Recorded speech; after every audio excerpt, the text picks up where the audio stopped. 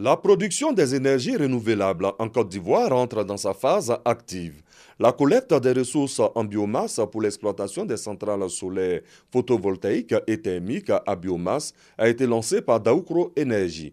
La cérémonie officielle a vu la présence du président Henri Konan Bédié.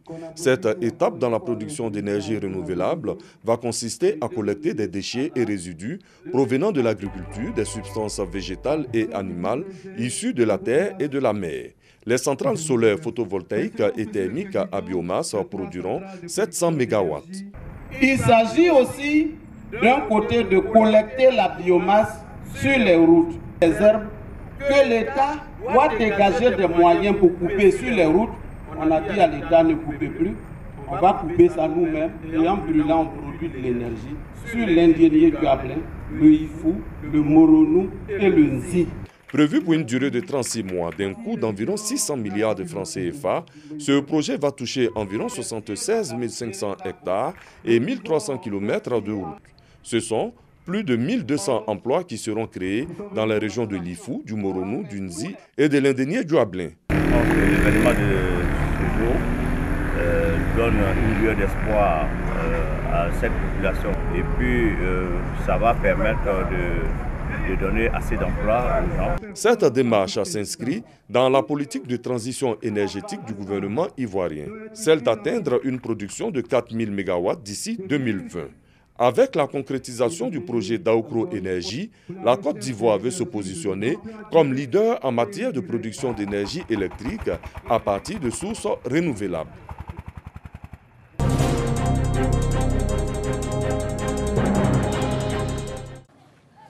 Quartier Dar es Salaam, commune de Bouaké.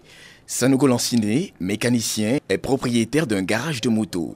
Son rêve, agrandir son lieu de travail, est désormais une réalité.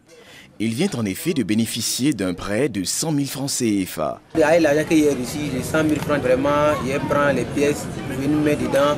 Et puis je travaille ici, il y a une pièce qui est gâtée, il remplace. Comme Sanogo Lanciné, 105 jeunes de la commune de Bouaké ont bénéficié de prêts pour les uns et de permis de conduire pour d'autres en vue de leur autonomisation. Une initiative du 5e adjoint au maire de Bouaké, Paul Dakuyo, à la faveur de la tenue du forum des libéraux à Bouaké. Ce forum se veut un espace d'expression pour véhiculer les valeurs et concepts du libéralisme, à savoir la responsabilité sociétale pour une bonne marche de son environnement. Le travail des libéraux amène les jeunes à devenir des pourvoyeurs d'emploi au lieu d'être des demandeurs d'emploi. Il y a des opportunités d'emploi qui foisonnent, mais les jeunes n'ont pas souvent l'information. Donc il leur apporte l'information pour que demain ils puissent eux-mêmes trouver du travail ou créer du travail. Cette rencontre des libéraux a permis de sensibiliser la jeunesse de Bouaké sur les dangers de l'immigration clandestine à travers une projection. Occasion pour les représentants des ministres de la jeunesse, de l'emploi des jeunes, du service civique, du transport et du Premier ministre d'inviter les jeunes à se rapprocher des structures de l'État en charge de la jeunesse afin d'éviter des aventures avec un péril certain. Pourquoi ne pas suivre l'exemple de Sanogo Lanciné et ses amis qui décident de s'installer au pays? L'Eldorado, c'est ici.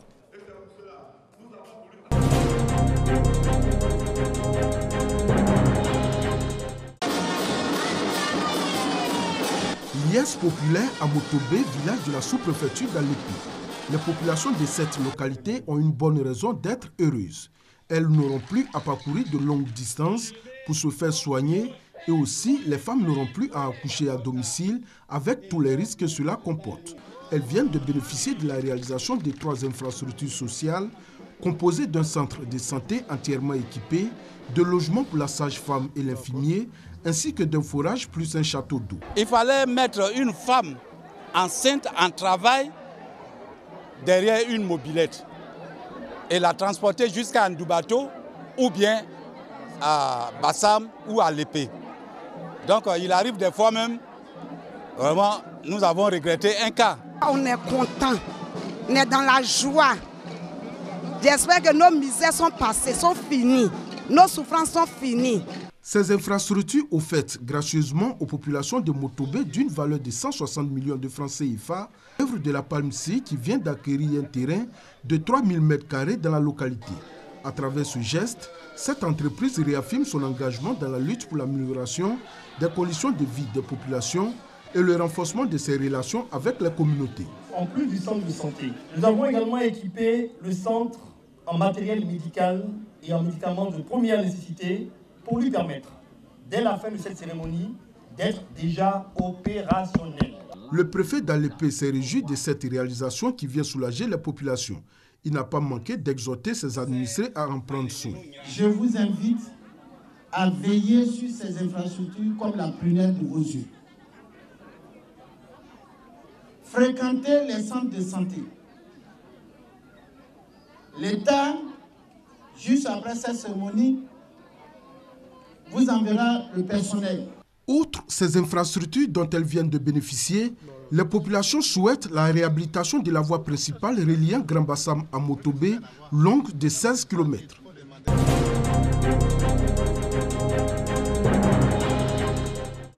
Cette session de renforcement des capacités vise à harmoniser les compétences afin de parvenir à baisser le taux de mortalité maternelle et infantile. Nous voulons améliorer, nous voulons tendre vers la perfection. Quand l'encadrement est bon, alors ça a une répercussion sur la qualité des soins donnés aux parturientes et donc ça doit relever le taux de vitalité. La voie choisit la formation, l'encadrement, la communication entre l'école et le terrain. Pour professeur Doumbia Yacouba, plusieurs facteurs sont à prendre en compte. Des 614 décès pour 100 000 naissances vivantes. Ça nous dit comment notre structure sanitaire est organisée, depuis la maison jusqu'à l'hôpital. Parce qu'il faut que la population soit éduquée pour venir à l'hôpital quand elle doit le faire. Il faut qu'elle puisse venir à l'hôpital, donc il faut qu'il y ait des routes. Il faut qu'il y ait des moyens de déplacement. Et puis il faut que quand ils arrivent à l'hôpital, ils trouvent des gens qui sont compétents et qu'on trouve des gens aussi qui sont compétents, mais qui ont des moyens pour intervenir.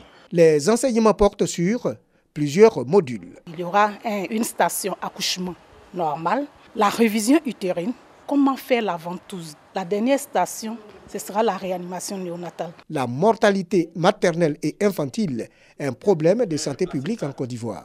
Pour le chef d'antenne de l'INFAS Bouaké, cette session est une contribution à la qualité des soins dans les formations sanitaires. Désormais, les stages dans le cadre du système LMD, c'est le développement des compétences.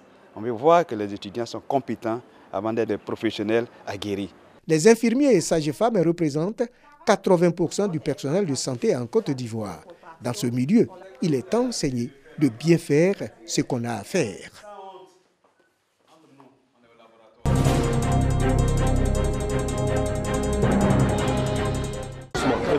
Monsieur l'honorable Louis Blé Lambert. Blé Lambert est le nouveau chef du village de Taïragoué dans la sous-préfecture de Daloa. L'ex-agent de la Société ivoirienne des tabacs a reçu l'onction de ses pairs dans une ambiance folklorique marquée par des danses traditionnelles auxquelles l'on a l'habitude d'assister dans la pure tradition béti. Véritable moment de communion et d'union autour de celui en qui les populations ont trouvé plusieurs qualités. Je suis très content qu'il soit le chef du village parce qu'il y a longtemps, beaucoup ont exigé qu'il soit le chef du village. Dans son comportement, il y a toutes les qualités. Depuis des années, c'est la première fois que mon village a fait une investiture de chef de village. Donc très heureuse pour ça. Avec l'installation du chef, on sait désormais à qui s'adresser s'il y a un problème. Recevant son arrêté de nomination des mains du sous-préfet de Daloa, Aboua Assi Moïse a souhaité que l'impartialité du chef du village ne soit jamais mise en doute par les populations. Le chef du village n'a pas de parti politique. Ça, il ne faut pas oublier. Le chef de village, il est rassembleur. Le chef du village, il n'est pas dans la mesquinerie. Le chef du village, il est au-dessus de tout. Le chef du village, lorsque les gens ont pris position, c'est lui qui concilie les partis. Il ne faut jamais l'oublier. Une délégation de la Chambre régionale des rois et chefs traditionnels de Daloa et des autres communautés allogènes ont assisté à cette cérémonie.